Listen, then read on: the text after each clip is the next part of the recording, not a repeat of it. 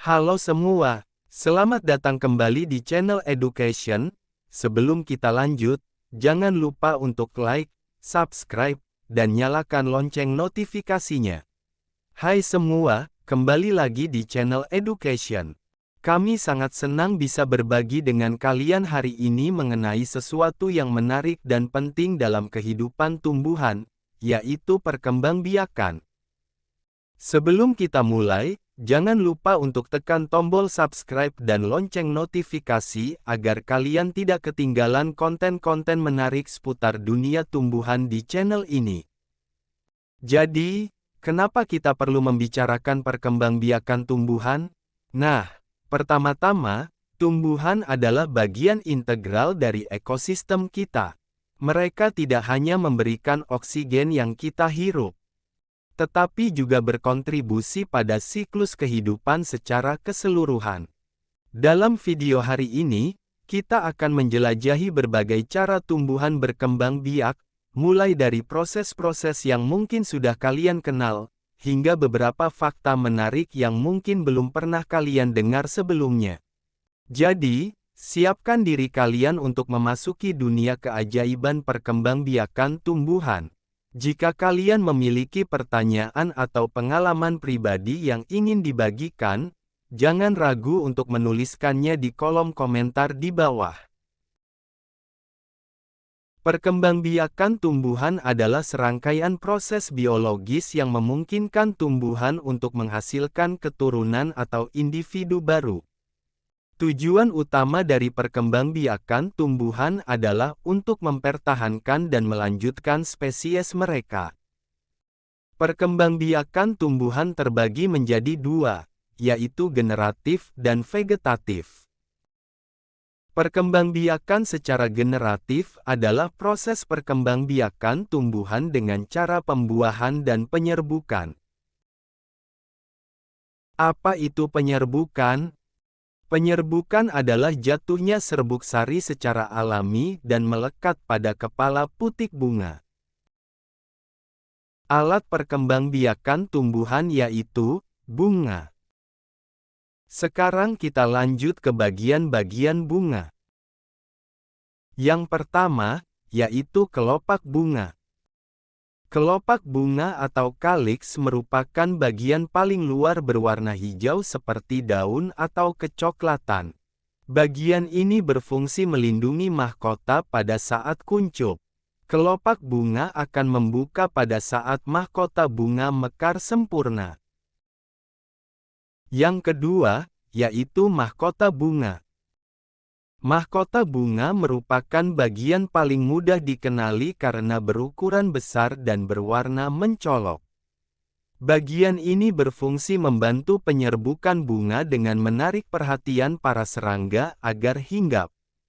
Selain itu, tugas mahkota juga melindungi alat reproduksi bunga, putik dan benang sari. Petal atau kelopak pada mahkota bunga umumnya berjumlah 5 helai dan terletak pada lingkar dalam kelopak bunga. Yang ketiga yaitu kepala putik. Salah satu bagian bunga yang tidak kalah penting adalah putik. Organ ini merupakan alat reproduksi bunga betina atau biasa disebut dengan gynoecium.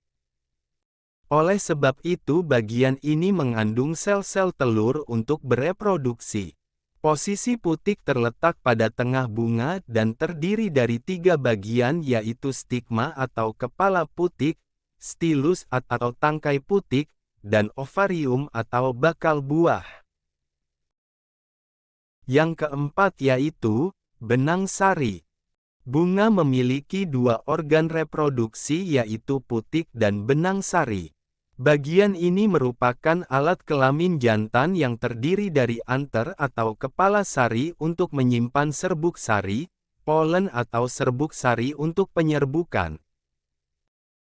Contoh cara perkembangbiakan secara generatif. 1.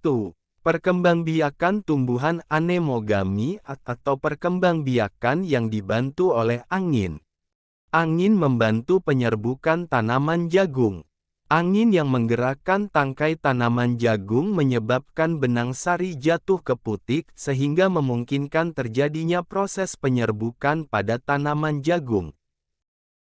Yang kedua, perkembangbiakan tumbuhan zoidiogami atau penyerbukan yang dibantu hewan. Kupu-kupu adalah hewan yang membantu penyerbukan tanaman.